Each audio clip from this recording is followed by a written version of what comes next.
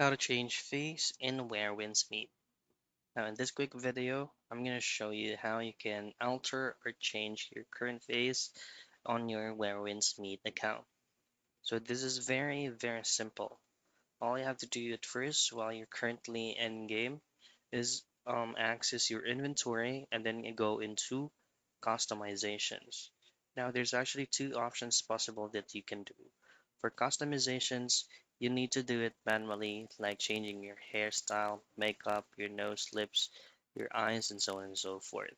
You could actually go into features as well to provide you a preset that is already done. Now for smart customization, you can upload photo and wherein Smith will actually pull up you up the very close one that they can get on the file or the photo that you will be uploading.